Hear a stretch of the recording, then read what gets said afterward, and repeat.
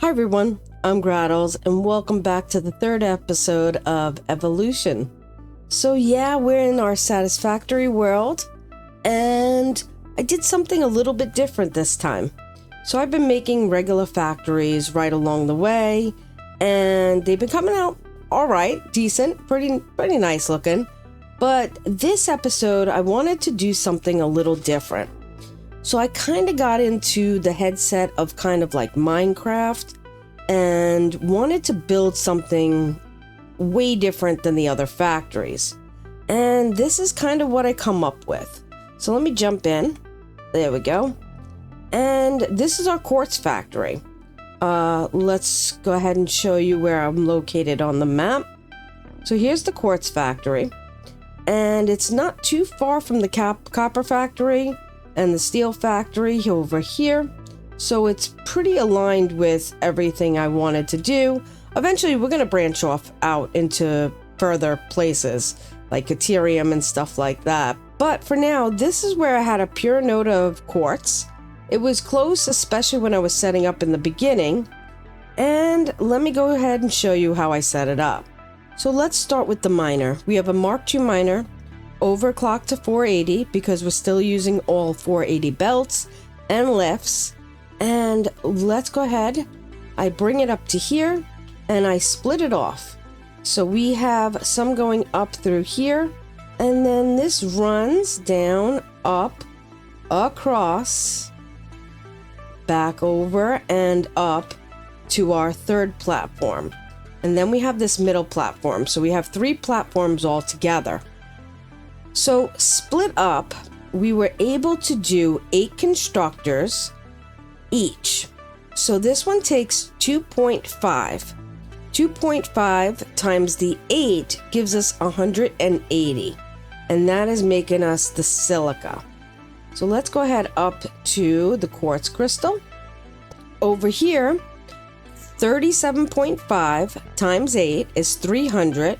And 300 and 180 gives us the 480 needed to make the quartz crystal and the silica, and it works out perfectly even, which is super nice.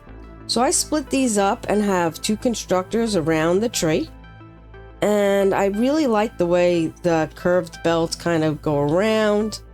And then in the middle I have the storage and the train. So let's come down into here. So over here, I'm bringing this stuff back in. Here's our silica. And on the other side, we have the quartz crystal. That is being pushed up into our train station. So I made this nice little staircase up. And now everything can get picked up from here and go to our hub. So this took me a really long time to make. I hand did a lot of the beams and the lights. You couldn't really make a blueprint for this. It wouldn't sit properly because I have these kind of cable ropes going around. So I had to hand place these. And so that took quite a while. If I go into, let's change the daytime to nighttime. We get this nice underglow of the green, and that is because I put these signs underneath here. Some of them are a little off over here. I don't know why that one's not. Oh, because the rope there wouldn't let it go through. That's fine. It's really just to get this underglow of green going on, which I really like. But we did use a lot of different pieces. So I used a lot of the signs, the little signs. I had to nudge them up. I used the beams, the cables. I used the cables down in here too. These columns, I do have an underglow here. This is just one of those observation towers. Just kind of looked pretty neat in here. I used the steel beams in here. And then these caged look just to keep them encased in there. And yeah, just a lot of lighting. This kind of scaffolding catwalk, which looks nice. That brings you up and down from the different tiers. And yeah, even a staircase down to the bottom here. So yeah, this is the treehouse build, and we are working on trains as well. And yeah, I should show you a little bit of the start of the trains. So let me go back to the hub and just give you a sneak peek of where we started with the trains. So this is the start of the train hub, and it's going to be quite unique. I have the copper, the quartz, the steel, and the iron, and they're merging into 2 lanes. So they're both going in the same direction. So these will share one line and those will share one line. This way it kind of gives them a little freedom to not get backed up. I do have them staggered, as you can see, going through, and it works quite well. And this is going to be a 2-tier train system. So eventually I'm going to have a line going in the opposite direction, and that's going to come on up here, and that's going to take anything that we are bringing in down here to other factories that are going to need the materials. So like it'll bring the silica to whatever factory we're going to have, the beams and everything else. So whatever we're going to be making, it'll go there. We have the rotors. Eventually we got to make stators and motors and all that. So down in here, this is the storage. So I do have 3 bins each of storage coming in. And this way we will have a backlog of not only what's in the factory, but also what's in the hub to get pushed out to our other factories. So we have cable and the copper sheets and the wire down in here. And these outputs will be able to go up to the 2nd floor, which I'll probably make like a wall somehow using the ceiling here of probably lifts going up to the ceilings of this floor to bring it up into the train stations up there.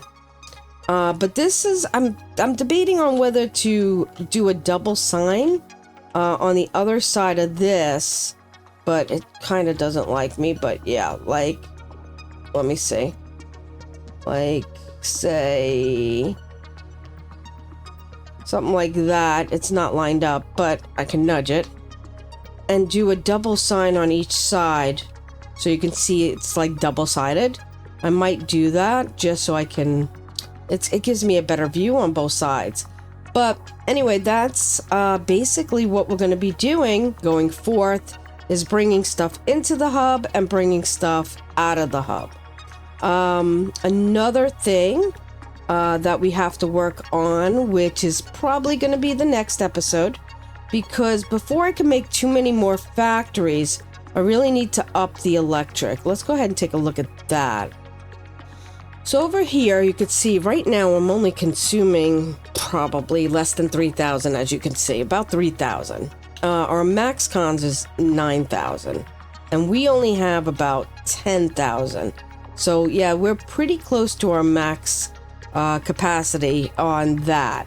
I do need to make motors. I have been making them on the fly.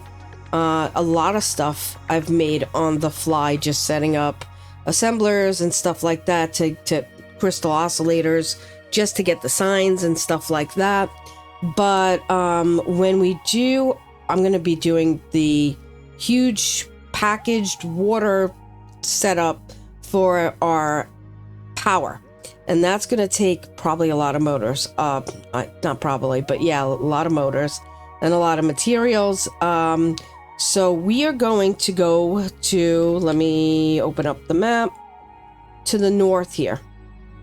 Up here, I actually set up a little bit of a platform here, but actually we're not going to use that. There's 2 pure nodes here, and up in this area here is where we're going to set up both pure nodes to do that packaged, unpackaged turbo fuel that should give us a good amount of power. And I do have some coal here, sulfur here. The only problem I'm going to have with that, and the biggest issue, I need Mark V belts to push everything out at 600 to get that compacted coal. I'm not sure how I'm going to get those aluminum sheets to do that. maybe I will have to go hunting and buy some tickets, not buy some tickets, get some tickets to buy some of those aluminum sheets to make those Mark V belts, because I definitely don't have the power to set up for aluminum. So, yeah, that's where we are at a standstill right now, but that's going to be the next episode.